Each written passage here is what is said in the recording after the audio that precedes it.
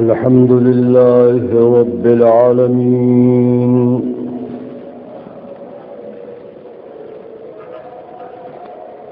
الحمد لله والصلاة والسلام على خاتم الأنبياء وعلى آله وأصحابه الذين هم فازوا في الدنيا والآخرة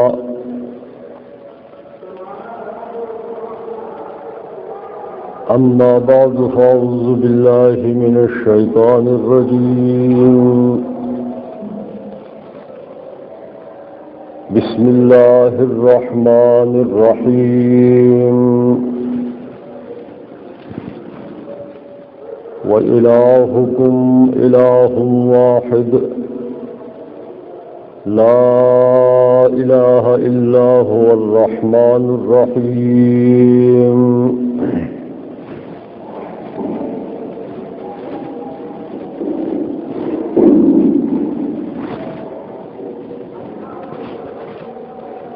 وقال الله تبارك وتعالى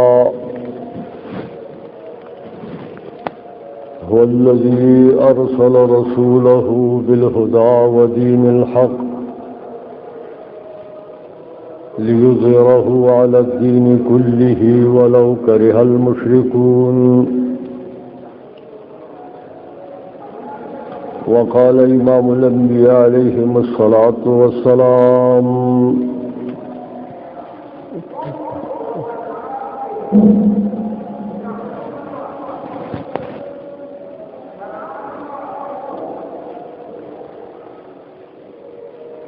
ألا لا فضل للعربي على العجمي ولا للعجمي على العربي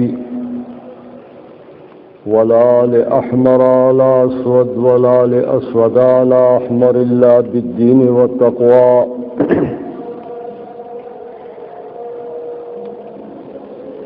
وقال إمام الأنبياء عليهم الصلاة والسلام العلماء ورثة الأنبياء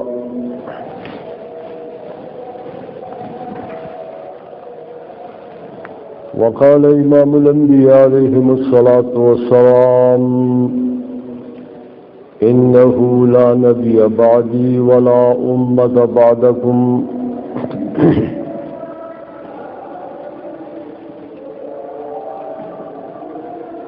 میرے انتہائی قابل قدر بزرگوں،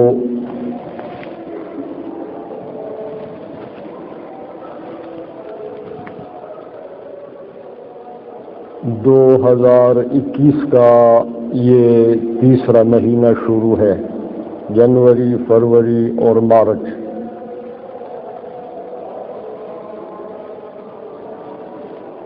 آج جمعے کا دن ہے اور مارچ کی 12ویں تاریخ ہے۔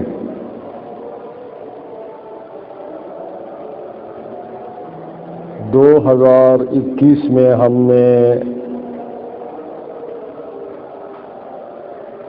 اس سے پہلے جو 4 جمعے پڑھائے ہیں،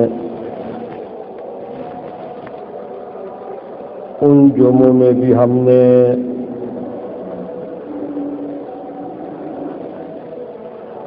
اس آیت کو تلاوت کیا ہے وَإِلَٰهُكُمْ إِلَٰهٌ وَاحِدٌ لَا إِلَٰهَ إِلَّا هُوَ الرَّحْمَٰنُ الرَّحِيمُ۔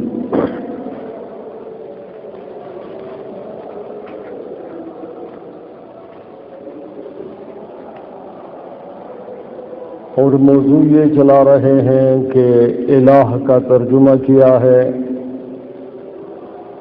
جو ہم کلمہ توحید میں پڑھتے ہیں، لا الہ الا اللہ محمد رسول اللہ۔ الہ کا مفہوم کیا ہے، اور پھر ترجمے میں ہم کہتے ہیں کہ نہیں کوئی عبادت کے لائق، تو عبادت کا مفہوم کیا ہے، اور اس کو جو ہم کلمہ توحید کہتے ہیں تو توحید کا مفہوم کیا ہے۔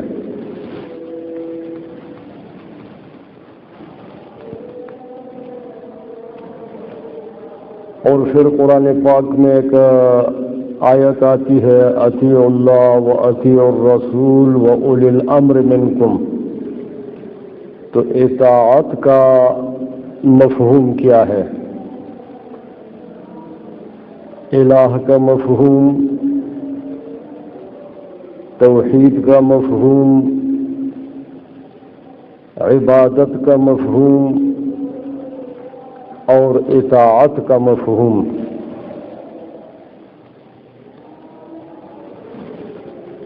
اطاعت اللہ کی کرو، اس کا کیا مطلب ہے؟ اطاعت رسول کی کرو، اس کا کیا مطلب ہے؟ اور اطاعت اولی الامر کی کرو، یہ اولی الامر کون ہے اور ان کی اطاعت کا مطلب کیا ہے؟ یہ بات 2021 کے گزشتہ 4 جمعوں میں مسلسل اس پہ بات آ رہی ہے.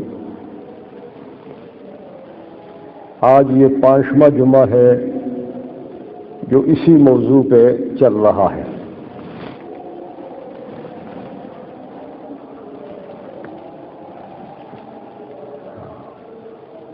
اور اس کی ضرورت اس لیے پیش آئی ہے کہ 2020 سے پہلے جو 20ویں صدی ہے، یہ تو 21ویں صدی کے 20 سال گزر گئے ہیں اور 21واں سال شروع ہو رہا ہے.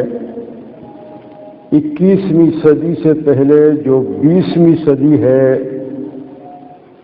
اس 20ویں صدی میں علماء یہود اور علماء نصارہ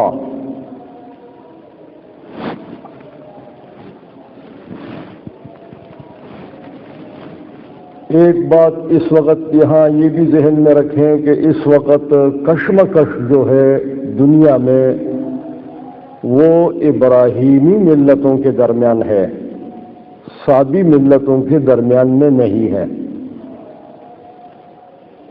نوح علیہ السلام سے لے کر بابا ابراہیم تک جو ملتیں ہیں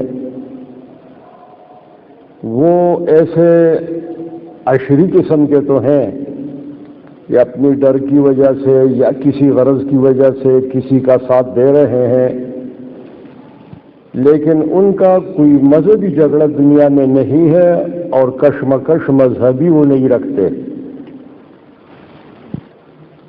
بابا ابراہیم علیہ السلام سے لے کر امام الانبیاء علیہ السلام تک جو ملتیں ہیں وہ ابراہیمی ملتیں ہیں، جس میں سر فہرست یہود ہیں، پھر نصارہ ہیں اور پھر مشرکین ہیں، اور اس کے ساتھ یہ امت اجابت یا مسلمان سمجھ لیں، امت مسلمہ ہے. منافقین ہر جگہ ہیں، ہر دور میں ہیں، ہر گروپ میں ہیں، ان سے اس وقت بات نہیں کرتا. اس وقت کشمکش ابراہیمیوں کے درمیان میں ہے.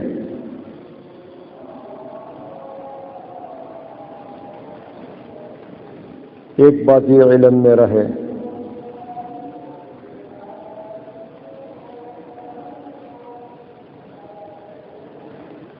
لیکن یہ کشمکش اگر الفاظ میں آسان الفاظ میں سمجھائے تو یہ مغربیت اور اسلام کی کشمکش ہے، کیونکہ علماء یہود، علماء نصارہ، مشرکین اور منافقین یہ سب مغربیت ہے. اس کو ہم ایک عنوان بھی دے سکتے ہیں کہ یہ مغربیت ہے. اور دین اسلام ہے. تو یہ بھی آپ کہہ سکتے ہیں کہ ابراہیمی ملتوں کے درمیان کشمکش ہے، یعنی یہود، نصارہ، مشرکین اور امت مسلمہ کے درمیان کشمکش ہے. یہ بھی آپ کہہ سکتے ہیں. اور یہ بھی کہہ سکتے ہیں کہ یہ مغربیت اور دین اسلام کا آپس میں کشمکش ہے. کشمکش جو ہے وہ جزیرۃ العرب پر ہے، یعنی جھگڑے کا جو سبب ہے وہ جزیرۃ العرب ہے. جزیرۃ العرب کل روئی زمین کا وہ جزیرہ جہاں انبیاء ہیں، ہمارا آخری پیغمبر وہاں پیدا ہوا ہے. ہمارا مرکز بیت اللہ وہاں پر ہے، حکومتوں کا مرکز مدینہ وہاں پر ہے، معسکرات کا جو ہے وہ مرکز اقصی اور صحرائی سینا وہاں پر ہے، اس کو ارض قرآن بھی کہتے ہیں، جزیرۃ العرب کو ارض مقدسہ بھی کہتے ہیں۔ جبرائیل وہاں بار بار اترا ہے، مقدسات ہیں وہاں پر۔ خلاصہ یہ ہے کہ جزیرۃ العرب پر مقدسات ہیں۔ ہماری اس مسجد کا قبلہ جب تک بیت اللہ جزیرۃ العرب کی طرف ہوگا تو یہ محترم سمجھا جائے گا، وہ مسجد سمجھی جائے گی، لیکن جب ہی اس کا آپ قبلہ کسی اور طرف کر دیں گے تو پھر یہ اس کا وہ پروگرام نہیں رہے گا۔ مسجد ہوگی لیکن یہ پروگرام اس کا مسجد کا نہیں رہے گا کہ یہاں محراب چین کی طرف بنا دیں، ہندوستان کی طرف بنا دیں، افریقہ کی طرف بنا دیں، یہ نہیں ہوگا، پھر مسجد نہیں کہلائے گی۔ مقدسات کا مطلب یہ ہے کہ جب تک اس کا محراب کدھر ہونا چاہیے؟ مغرب کے طرف، جزیرۃ العرب کی طرف اور بیت اللہ کی طرف، یعنی اتنا زبردست مقدسات ہے وہ جگہ، جھگڑا اس پر ہے۔ میں نے آپ کو کہہ دیا کہ یہ جھگڑا ابراہیمی ملل کا آپ کہیں یا مغربیت کا اور دین اسلام کا، یہ دونوں باتیں اپنی جگہ درست ہیں۔ اس کو میں کھولوں گا کہ یہ دونوں باتیں کیوں درست ہیں، اس پر میں بات کروں گا۔ دونوں باتیں درست ہیں۔ 20ویں صدی میں علماء یہود اور نصارہ نے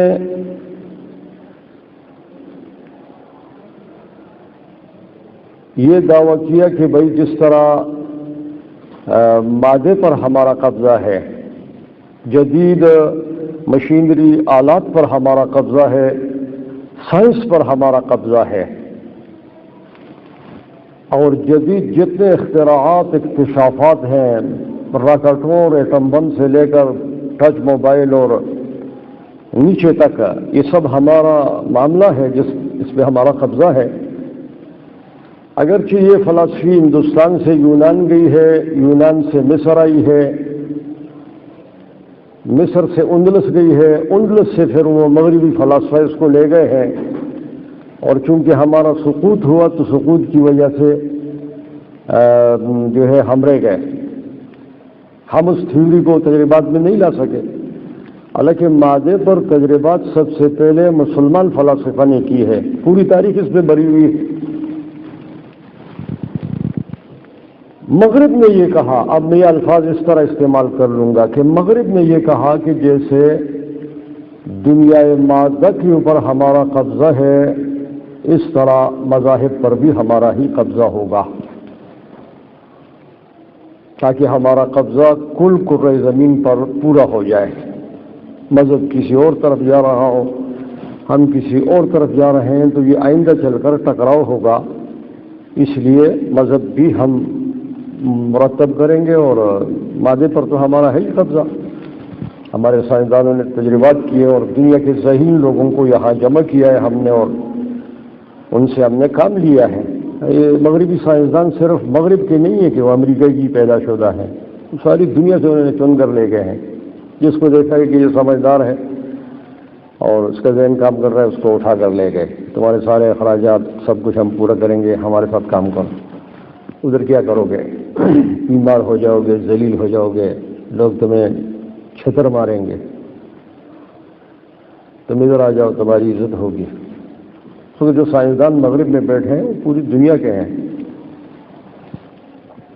کمان ان کے ہاتھ میں ہے، تنخواہ وہ دیتے ہیں، عزت وہ دیتے ہیں، جس کو ذلیل کرنا چاہتے ہیں ذلیل کرتے پھر رہے ہیں۔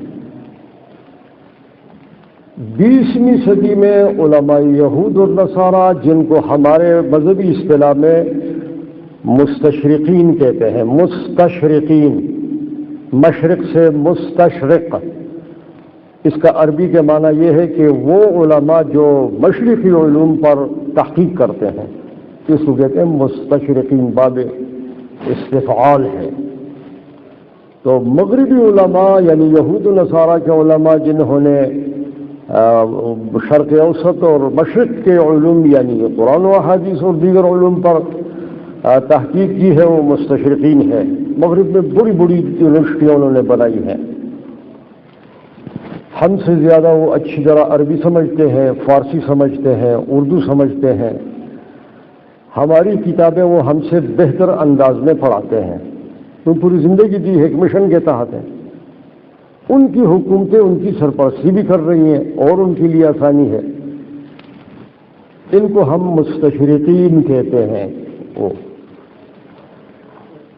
پھر ایک درجے تک ان مستشرقین میں جو آگے بڑھے تو انہوں نے کہا کہ ایسا کام نہیں بنے گا. براہ راست اگر میں یہودی جا کر ابتداد میں بات کروں گا تو یہ جاہل لوگ ہیں، میرے خلاف جلوس نکالیں گے، یہودی آیا ہے باتیں کر رہا ہے. تو مولویوں کو تو چھوڑو، یہ جاہل ہمیں نہیں چھوڑیں گے. یہ پولٹری چرسی اور یہ کنڈکٹر ہمارا پیچھے ہو جائیں گے کہ اللہ یہودی کو دیکھو ادھر ہمارے مذہب میں انگلیاں مار رہا ہے، کیوں آیا ہے؟ وہ معذوری مجبوری یا اس کا بیچارے کا معذور ہونا وہ الگ بات ہے، لیکن وہ تیار نہیں ہے کہ مذہب کے لیے یہ جتنے بھی اسلام کے نام پر استعمال ہو رہے ہیں بیچارے اتنے اچھے مسلمان نہیں ہیں یعنی ان میں، لیکن وہ جذبہ ان کا ہے، کلمہ پڑھا ہے انہوں نے. جب اسلام کا نام لیا جاتا ہے تو خود پڑھتے ہیں. تو انہوں نے کہا ہم براہ راست نہیں جا سکتے. اس طرح کرو کہ ان میں سے لوگ پیدا کرو، ان کی تربیت کرو، ہماری بات ہماری ہو، زبانیں ان کی ہوں،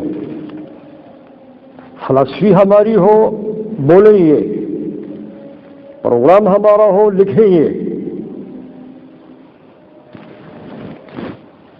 اس میں وہ کامیاب ہو گئے 20ویں صدی میں، اور انہوں نے ایک بڑی کھیپ تیار کی مستغربین کی. مستغربین غرب سے، یعنی ایسے لوگ تیار کیے جو اس مسئلے میں ان مستشرقین کے شاگرد بنے.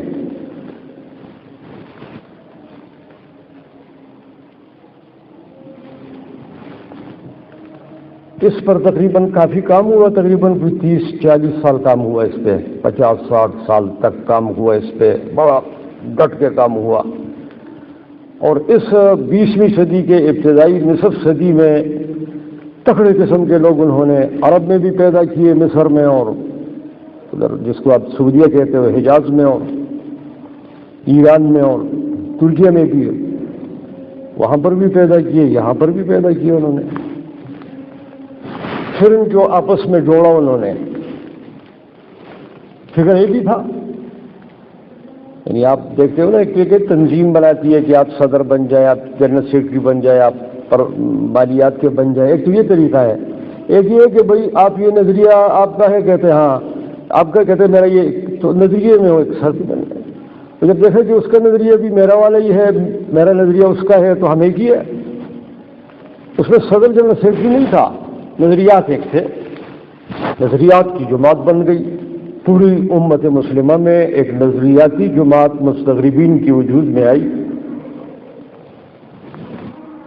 اور علماء یہود اور نصارہ جن کو ہم مستشرقین کہتے ہیں، انہوں نے جو اسلام کی جدید تعبیر کی، ایک نیا برانڈ اسلام تیار کیا، اور ان کو ان مستغربین جو مسلمان تھے ان کی کھوپڑیوں میں انہوں نے اس کو ڈالا.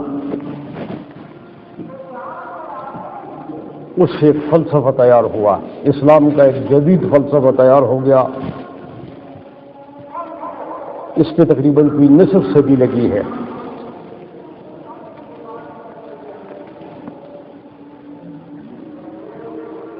نصف صدی کے بعد پھر سن 60 آتا ہے، پھر سن 70 آتا ہے، پھر سن 80 آتی ہے. 1980 میں پھر اس نے کہا کہ بھئی اس کا اب ہم تجربہ کرتے ہیں. یہ تو ہم نے تھیوریاں بنائی ہیں، اس کا اب ہم تجربہ کرتے ہیں. جہاں پوری دین اسلام کی انہوں نے نئی تعبیر کی، یعنی پورے دین کو انہوں نے نیا ماڈل تیار کیا، تو پوری دین میں جہاد بھی تھا. جہاد پوری دین کا حصہ ہے. بقرہ میں جہاد ہے، نساء میں جہاد ہے، مائدہ میں جہاد ہے. بقرہ آل عمران میں جہاد ہے، باب ہے باقاعدہ، کسے آیت نمبر فلان سے لے کر فلان تک جہاد کی بات ہے۔ سورہ بقرہ میں جہاد کا ایک باب ہے پورا، آل عمران میں ایک باب ہے، بلکہ آدھی سورہ آل عمران جہاد پر ہے۔ یہ 100 آیات ہیں، آدھی جو ہے وہ جہاد پر ہے، 200 آیات ہیں، 100 آیات جہاد پر ہیں۔ نساء میں جہاد ہے، نساء کا آپ سمجھ لیں کہ تیسرا حصہ جہاد پر ہے، بلکہ اگر جہاد کے مبادیات کو لے آؤ تو پھر 3 حصے جہاد پر ہیں، ایک حصہ جو ہے وہ سیولائزیشن پر ہے۔ مائدہ سارا جہاد ہے۔ آگے چونکہ مکی صورت ہے، انعام اور اعراف تو اس میں جہاد کی بات نہیں ہے، نظریہ ہے۔ اس کے بعد آتی ہے انفال اور توبہ، وہ ٹوٹل جہاد ہے، یعنی انفال میں اصولی جہاد ہے اور توبہ میں اعلان جہاد ہے، پورا جہاد ہی ہے۔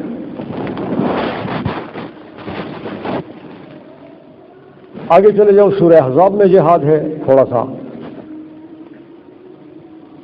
اس سے آگے چلے جاؤ تو سورہ محمد جس کو سورہ قتال کہتے ہیں وہاں جہاد ہے سارا۔ اس سے آگے چلے جاؤ تو سورہ حدید سے لے کر تحریم تک 10 صورتیں جہاد پر ہیں۔ اس سے آگے چلے جاؤ تو پوری سورہ عادیات جہاد ہے۔ قرآن میں بڑا ایسا جہاد کا ہے، اگر آپ کہیں جی یہ آیات کو ذرا آپ نکال لیں باہر تو میرا خیال ہے جب میں نکالوں گا تو شاید کوئی 7-8 پارے بن جائیں، جہاد اور مبادیات جہاد پر۔ جہاں انہوں نے پورے دین اسلام کا نظام پلٹا ہے وہاں انہوں نے جہاد کا بھی معاملہ پلٹا ہے۔ پورے دین اسلام میں جہاد بھی ہے، یعنی جہاں انہوں نے 23 پارے تبدیل کیے ہیں تو وہاں انہوں نے 7 پارے بھی تبدیل کیے ہیں۔ جہاد کا ایک نیا ماڈل انہوں نے تیار کیا کہ جہاد کا مطلب یہ ہے۔ ایک بات، دوسری بات یہاں ہی سمجھ جاؤ تاکہ آپ کا ذہن کھلے۔ آدم علیہ السلام سے لے کر امام الانبیاء علیہ السلام تک کا سب انبیاء، 1,24,000 کم و بیش سب انبیاء، جبکہ آدم علیہ السلام سے لے کر حضرت نوح علیہ السلام تک انسانیت بحیثیت انسانیت کا بچپنا تھا۔ اس دور میں اتنی گڑبڑ نہیں تھی۔ نوح علیہ السلام میں جوانی ہو گئی کل انسانیت کی، کل انسان بحیثیت انسانیت جوانی پہ چڑھ گئی، فساد ہو گیا۔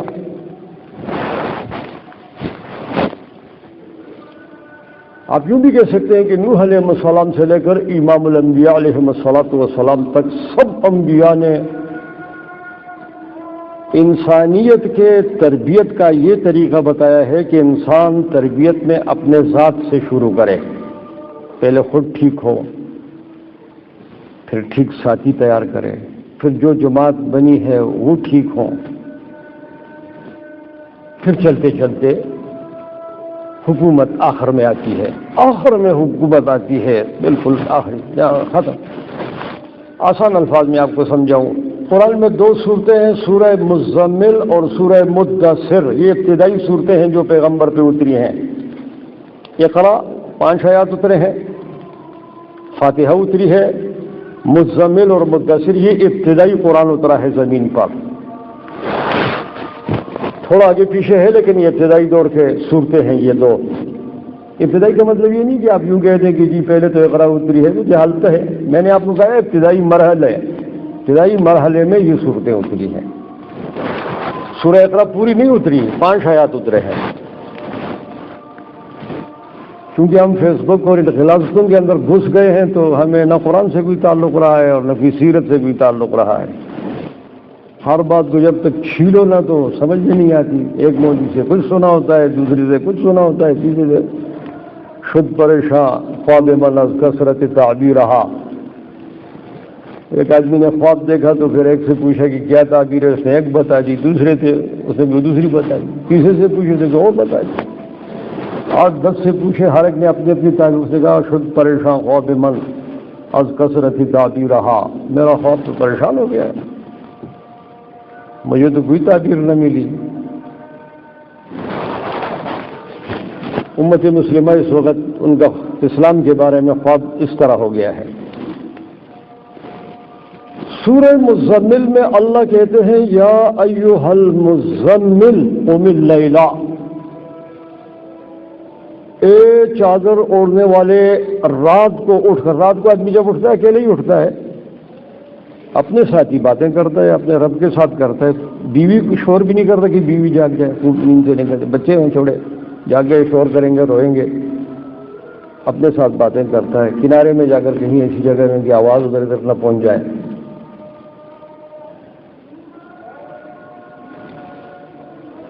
جب اپنی تکمیل ہوتی ہے تو اس کے بعد فرمایا یا ایھا المدثر قم فانذر، اب کھڑے ہو جاؤ، اب دوسرے کو بناؤ، دعوت دو دوسروں کو۔ نوح علیہ السلام سے لے کر، بلکہ پہلے سے بھی میں نے کہہ دیا لیکن شاید کوئی، یعنی اس وقت دماغ ٹیڑھے ہو گئے ہیں، اس وقت انسانیت کا دماغ ٹیڑھا ہو گیا ہے، وہ ہر بات کو ٹیڑھے انداز پہ سوچتا ہے۔ یعنی ایک آدمی کی آنکھیں ٹھیک ہیں، زرد زرد نظر آ رہا ہے، سرخ سرخ نظر آ رہا ہے، سبز سبز نظر آ رہا ہے، لیکن جب وہ ایک عینک زرد پہن لیتا ہے تو پھر اس کو ہر چیز زرد نظر آتی ہے۔ اب اس کی نظر کا قصور نہیں ہے، وہ جو اس میں عینک بھی نہیں ہے قصور اس کا ہے، کیونکہ ہمارے دل ٹیڑھے ہیں تو ہمارا ذہن ہر جگہ میں ٹیڑھی بات کی طرف بڑھتا ہے، سیدھی بات کی طرف نہیں بڑھتا۔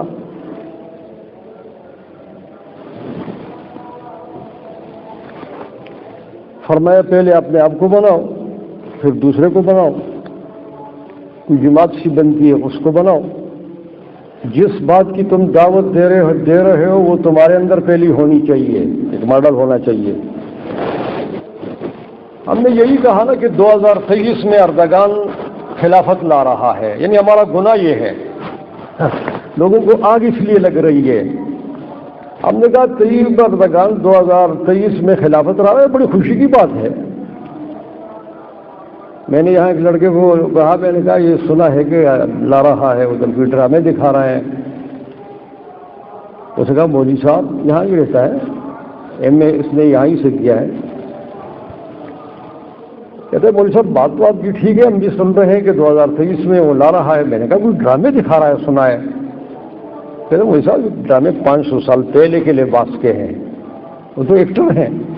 اور میں نے کہا ایکٹر نہیں، تو میں نے 2 دفعہ لڑکوں نے مجھے بتایا ان کی تو داڑیاں ہیں، بڑے بڑے لباس، مجھے یہ ایکٹر ہیں، فلموں میں ناچنے والے لوگ ہیں، یہ لباس ان کے لیے بنایا گیا ہے، کروڑوں کا خرچہ اس ڈرامے پہ آیا ہے۔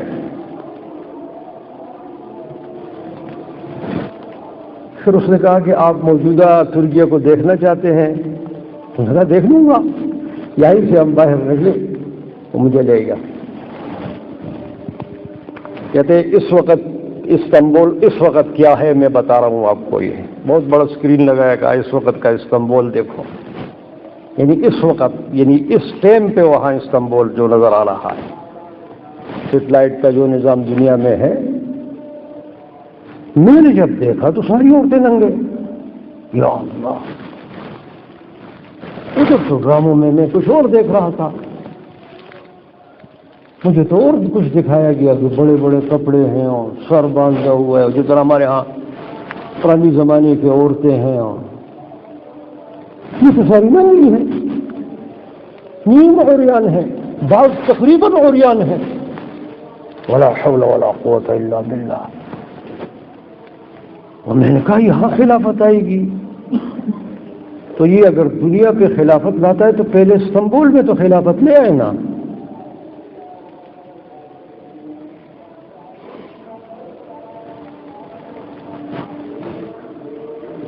تمام انبیاء نے دعوت دی ہے کہ جو جماعت جس نظام کی دعوت دیتی ہے وہ نظام اس کی جماعت کی زندگی میں ہونا چاہیے۔ اس لیے ایک بہت بڑے مفسر نے ایک بات لکھی ہے، بہت بڑا مفسر بھی ہے، فلسفی بھی ہے، حکیم بھی ہے۔ وہ کہتا ہے کہ جو جماعت جس نظام کی دعوت دے رہی ہے کہ ہم آئیں گے تو ہم یہ چیز لائیں گے، اگر وہ نظام اس کی جماعتی زندگی میں نہیں ہے تو یہ پرلے درجے کے خبیث ہیں، ڈاکو اور رہزن ہیں، چور اور کذاب ہیں، ان کی بات مت مانو۔ یہ انسانی لباس میں ابلیس ہیں. مفسر نے لکھا ہے، یہ صرف مفسر بھی نہیں ہے کہ نقل کی ہے اس نے، نہیں، حکیم بھی ہے. کہتا ہے کہ ایک جماعت ایک نظام کی دعوت دے رہی ہے، پہلے اس کی جماعت کی زندگی کا مطالعہ کرو، آیا یہ نظام ان کے جماعت میں ہے یا نہیں ہے؟ نہیں ہے، یہ ڈاکوؤں کا ایک ٹولہ ہے، وہ تمہیں دھوکہ دے گا، دور رہو ان سے. کتنی زبردست بات ہے. سب انبیاء نے اس بات کی دعوت دی ہے کہ آپ صفر سے اوپر جائیں گے، یہاں تک کہ آپ حکومت تک پہنچ جائیں گے. 20ویں صدی میں علماء یہود اور نصارہ مستشرقین نے جو نظریہ علماء اسلام کے مستغربین کو دیا، اپنے نوکروں کو دیا، اس میں جہاں انہوں نے پورے دین اسلام کا جو ہے نا تبدیلی کیا، وہاں جہاد کے جو 5-6 پارے ہیں ان کو بھی انہوں نے تبدیل کیا. اور یہ ایک مثال میں سمجھاتا ہوں، ہر چیز پہ الحمدللہ میں بات کر سکتا ہوں کہ یہ نماز میں کیا انہوں نے تبدیلی، روزے میں کیا کی، فلان چیز میں کیا کی. ایک بات بتاتا ہوں، ایک بات لیتا ہوں تاکہ ایک بات سمجھ جائیں گے، باقی اس کو اس پہ ڈال دیں.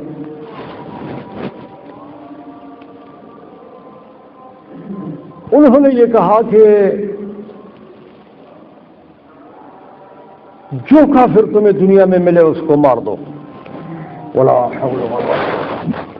ایک حدیث انہوں نے پکڑی، حدیث ظاہراً اگر اس فن کا ماہر نہ ہو تو وہ دھوکہ کھا جاتا ہے، فن کا ماہر ہو تو کہے گا یار غلط ہے، اس کا مطلب یہ نہیں جو تم لے رہے ہو. حدیث یہ تھی الکفر ملۃ واحدہ، کہ کل دنیا کفر ایک مذہب ہے. حدیث یہ ہے.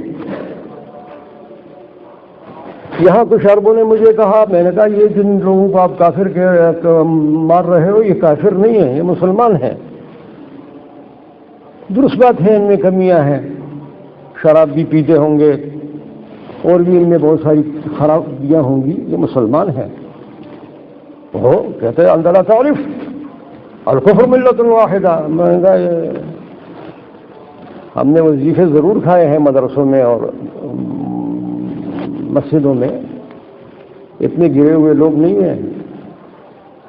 انت جاہل، انت اکذب الناس، انت اخبث الناس، شیطان کہیں کے. حدیث کا مطلب یہ جو تم بیان کر رہے ہو، الکفر ملۃ واحدہ، تمام کفر ایک دین ہے، لہذا ہر کافر کو مارو. میں نے کہا ادھر آؤ، بیٹھو ادھر. تھوڑا بہت تو عربی جانتے تھے، عربی بھی انہوں نے بگاڑ دی ہے دجالوں نے. میں نے کہا تھوڑا بیٹھو. میں نے کہا یہ سورہ توبہ ہے، قرآن کی سورت ہے، اس میں اللہ نے فرمایا کافر 3 قسم پر ہیں. ایک کافر معاہد ہے، کافر ہے تمہارے ساتھ معاہدے کے تحت رہتا ہے کہ یار میں آپ کے ساتھ رہوں گا، اپنا کام کروں گا، اپنا کام کریں. میں بت پرستی کروں گا، تم مسجد میں جا کر اللہ کی عبادت کرو. نہ میرا تمہارے ساتھ کوئی جھگڑا نہ تمہارا. ہمارے ساتھ ہندو رہتے ہیں سندھ میں، ہمارے ساتھ ہندو بڑگرام میں رہتے ہیں.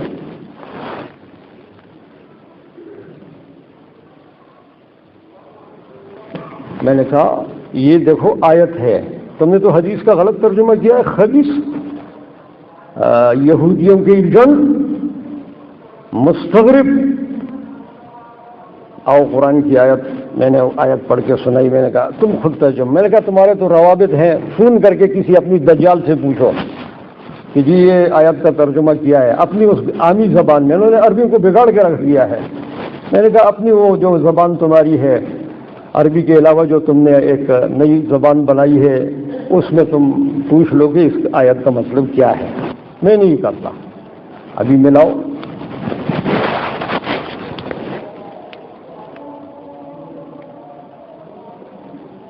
قرآن کہتا ہے، قرآن نے 4 قسم کے کافر بیان کیے ہیں. 4 قسمیں: کافر معاہد، کافر مستأمن، کافر ذمی، کافر محارب.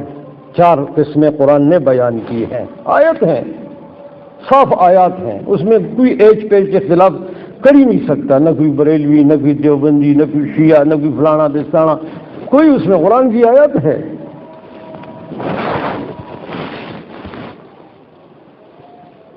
قرآن کہتا ہے تینوں کے ساتھ آپ کا کوئی معاملہ نہیں ہے۔ یہ جو 3 ہیں، سورہ ممتحنہ میں اللہ نے کہا ان تینوں کے ساتھ اچھا برتاؤ کرو۔ تم نے اگر گوشت پکایا ہے، یہ تمہارا ہمسایہ ہے، کافر ہے، اپنے گوشت میں سے کہ حصہ اس کو دو، پکایا ہوا بیچ دو، تاکہ وہ سمجھے کہ یار اسلام بہت اونچا مذہب ہے، میں تو بت پرست ہوں۔ اس کے گھر سے سیخ کباب کی خوشبو آ رہی تھی، سیخ کباب میں سے 2-4 اس کو بھی بیچ دو، بچے اس کے خوش ہوں گے۔ قرآن کہتا ہے، قرآن کی آیت ہے۔ ہاں وہ کافر چوتھا جو آ کر تمہیں مارتا ہے بغیر کسی بات کے، تمہارے بچوں کو مارتا ہے، تمہارے بوڑھوں کو مارتا ہے، تمہارے اوپر کودتا ہے، تمہیں غلام بناتا ہے، اس کو مت چھوڑو، اس کے آگے مت لیٹو۔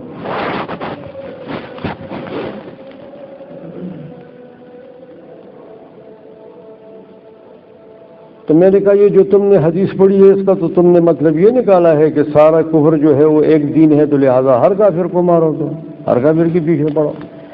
یعنی ابھی میں کل سوات بیان کر کے آیا، سوات میں نے وہاں علماء سے پوچھا کہ کیا بات چل رہی ہے ادھر، انہوں نے کہا یہاں یہ بات چل رہی ہے، آپ کو بتاتا ہوں۔ میں نے کہا یہاں یہ بات، سمجھدار قسم کے جو علماء تھے، میں نے کہا کیا بات چل رہی ہے؟ کہتا یہ بات چل رہی ہے کہ یہاں جو پامیر اور نورستان کا علاقہ ہے، یہاں مجاہدین کی ٹریننگ ہو رہی ہے، ٹریننگ دینے والا ترکیہ ہے، امریکہ ہے، اور یہ جو بدماش یہاں اشرف غنی بیٹھا ہے یہ ہے، یہ ٹریننگ دے رہے ہیں اسلام کے نام پر لڑکوں کو۔ کس بات کی؟ کہ یار چین بڑا ظلم کر رہا ہے وہاں سنکیانگ میں ترکوں پر، جو سنکیانگ کا صوبہ ہے اپنا، تو لہذا وہاں جہاد شروع کرو، چین کافر ہے۔ تو میں نے کہا چلو وہ تو جو ہوگا سو ہوگا، لیکن سواد تمہارا جو ہے نا خراب ہو جائے گا، اپنا سواد بچاؤ۔ چائنا کے میزائل جب چلیں گے تو سواد نہیں بچے گا، یہ باغات شاغات جو ہے یہ کھنڈرستان بن جائے گا، یہ کھرک نہ لو۔ وہ بھی اپنے آپ کو کچھ کہتا ہے۔ اب دیکھتے نہیں ہے کہ یہاں اس دجال اس بت پرست نے دو جہاز بھیجے، وہ بھی تو اتنے بزدل ہے اس کے ساتھ، اگر وہ اسرائیلی نہ ہوتا، وہ مذہبی، اس کا باپ بھی نہیں آ سکتا تھا، وہ ساتھ آیا ہے کہ یار ڈرو مت، میں تمہارے ساتھ آؤ۔ اور جب اس کو پتہ چلا ہے کہ یہاں گیم چل رہی ہے کشمیر میں، تو وہ جب وہاں سے آیا ہے تو یہ سارے بت پرست سے دم دبا کر بھاگے ہیں کہ دنیا نے تماشا دیکھا ہے کہ کس طرح بھاگ رہے ہیں۔ میں نے کہا یہ کھرک مت لو، پہلے بھی ہم نے بڑی کھرکیں لی ہیں، ابھی تک اس کو سنبھال نہیں سکتے۔ ہمارا کیا غرض ہے چین جانے، اس کا صوبہ جاننے؟ اور میں نے کہا دوسرے کے گھر میں پتھر پھینکو گے، وہ اتنا گرا ہوا نہیں ہے، اگرچہ بت پرست ہو، اگرچہ بت مت کا ہو، وہ تمہارا بوتھا توڑے گا۔ اور قرآن کو دیکھو، قرآن کیا کہہ رہا ہے، حربی غیر حربی میں فرق کرو۔ اس وقت روئی زمین پر حربی کون ہے؟ تم بزول لوگوں کو حربی بناتے ہو۔ ایک مولوی میرے ساتھ ایک بڑا قداور قسم کا، بڑا زبردست قسم کا، میں یہاں آپ میں سے کوئی جوان نہیں ہے، یعنی چترال کا تھا، کہاں کا تھا، وہ ایک ہیبت والا، کہتا ہے جی آپ نے تو ایسی بات کی میرا دل توڑ دیا۔ میں نے کہا آپ کا دل کیسے ٹوٹا؟ کہتا ہے میں نے تو ارتغل ہے یا ترتغل ہے، میں نے تو اس کا ڈرامہ اتنا چلایا ہے کہ میں نے تو فرض نماز کے علاوہ سنتے بھی نہیں پڑی، کہ یہ ڈرامہ میں نے چلایا ہے کہ بھئی خلافت آ رہی ہے۔ تو کہتے ہیں آپ کی بات سے تو مجھے شک پڑ گیا کہ یہ تو واقعی بات تو یہ ہو رہی ہے جو آپ کہہ رہے ہیں. میں نے تو رمضان میں یہ ڈرامہ چلایا ہے، مولویوں کو مفت دیا ہے، فراہم کیا ہے. سوچ میں پڑ گیا. میں نے کہا ابھی تو مجھے جلدی ہے، اسی وقت آپ کو میں ساری کہانی سمجھا دوں گا.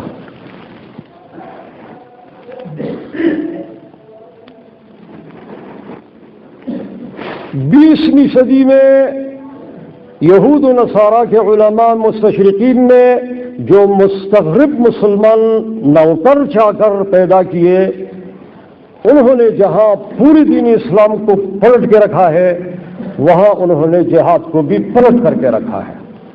پوری جہاد کی تعبیر غلط کر دی.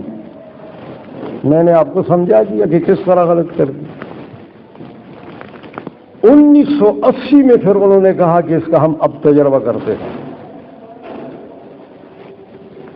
تجربے میں انہوں نے پہلے رضا شاہ پہلوی جو ایران کا بادشاہ تھا اور اس پورے خطے کا پولیس مین تھا، اس کو کہا کہ یار آپ تیار ہو جاؤ، ہم نے تجربہ کرنا ہے. اس نے کہا یار بہت میں نے تمہاری مزدوری کی ہے. میرا باپ جو تھا رضا شاہ کبیر، وہ بھی بڑی مزدوریاں کرتا رہا، میں بھی کرتا رہا ہوں، اب میں بوڑھا ہو گیا ہوں.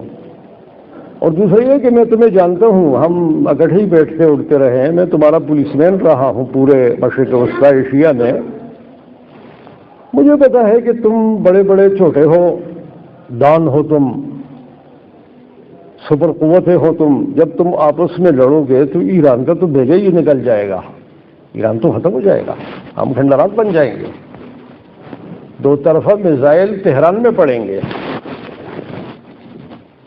میں اس کے لیے تیار نہیں ہو سکتا، معذرت ہے. انہوں نے کہا کہ تیرا علاج تو ہم کر دیں گے، تو ہمارا بچہ لگتا ہے. اب تک تجھے ہم نے پولیس مین، یہ 80 کی بات ہے، 80 سے 1 سال پہلے کی بات ہے، تو تمہارا علاج تو ہم کر دیں گے ایسا کہ تجھے قبر کی جگہ دنیا میں نہیں ملے گی. آپ نے دیکھا پھر اس بیچارے کو قبر کی جگہ نہیں مل رہی تھی. وہ دنیا کا پولیس مین پورے ایشیا اور مشرق وسطی کا، اس کو قبر کی جگہ نہیں مل رہی تھی. جب وہ مصر پہنچا تو انوار السادات نے تھوڑا سا اس کے ساتھ بلائی کی. اس نے کہا چلو اگر مر گئے تو چلو یہاں بہت سارے فرعون بھی دفن ہیں تو آپ کو بھی ہم دفنا دیں گے.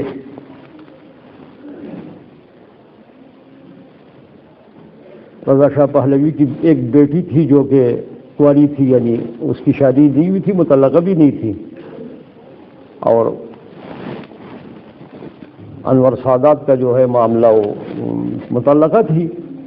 تو اس نے کہا میرا بیٹا ہے، آپ اپنی بچی کے شہزادی ہے اس کی، میرے بیٹے کے سامنے کہا جو مرضی ہے، مجھے قبر کی جگہ چاہیے یار، 5-6 فٹ جگہ مجھے مل جائے.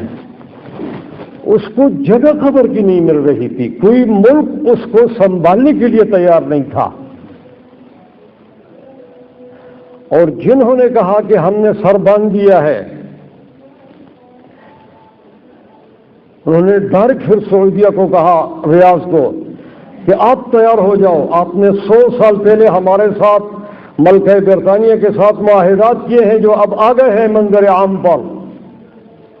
تمہیں ہم نے حکومت ہی اسی بنیاد پر دی تھی 100 سال پہلے. خلافت عثمانیہ کو ہم نے توڑا ہی اسی بنیاد پر تھا تمہارے لیے. یہ تمہارے آباء و اجداد کے دستخط ہیں. کیا خیال ہے تمہارا؟ اگرچہ تم دور ہو، ایران نزدیک ہے روس کے، اس کی تو بارڈر لگ رہی ہے روس کے ساتھ، آذربائیجان کے ساتھ تو وہ ٹچ ہے. تو تم تو دور ہو، کچھ مشکلات ہیں ہمارے لیے کہ آپ کیا کریں گے، لیکن تیار ہو جاؤ کیونکہ مذہبی دنیا کا تم پہ اعتماد ہے. تم بیت اللہ کے خادم سمجھے جاتے ہو. یہ گزرا چرسی گنگی مسلمان بھی تمہارے آواز پہ اٹھے گا، بندوق ہاتھ میں لے گا، مسجد رقصگاہیں بنے گی، کلاشنکوف کا کلچر سامنے آئے گا. اس نے کہا میں آمنا وسلمنا، جیسا حکم کرو گے میں تیار ہوں. کہا راستہ کا راستہ ہم بنا دیں گے، براستہ فلاں فلاں فلاں، آپ یہ کام کریں. اور اس سے پہلے انہوں نے چپگران کے لیے نجیب اللہ کو، نور محمد ترکی کو، ببر کارمل کو، حفیظ اللہ امین کو تیار کیا روس نے. یار کابل کے یونیورسٹیوں میں کام کرو. ہماری سر جنگ گرم ہو رہی ہے، لڑکے تیار کرو. انہوں نے وہاں محنت کی، اور ادھر سے مغرب میں جو ہے گلبدین اور پدنی استاد فرانا سیاف اور استاد ربانی اور یہ سارے مغربی امریکن تیار کیے کہ تم ہمارا پروگرام شروع کرو. اور جو ہوا سو ہوا، آپ ہم سے بہتر سمجھتے ہیں، ہم اس پہ تبصرہ نہیں کرتے. وہ آپ کے سامنے وہ اتنی بھی آپ کی عمریں تو نہیں گری ہوئی. یہ چھوٹے چھوٹے جو بعد میں پیدا ہوئے ان کو شاید پتہ نہ ہو، لیکن جن کی عمریں 50-60 سال ہے وہ سارا سمجھتے ہیں کہ کیا کھیل بنا، کیا وہ کتنا خون بہا، ابھی تک بہہ رہا ہے، کھنڈرات بن گئے. میں ایک دفعہ کابل جا رہا تھا، یہ سروبی سے اس طرف ایک جگہ ہے سرکنڈائے بابا اس کو کہتے ہیں، وہاں میں اترا، چکر تھا، میں وہاں اترا.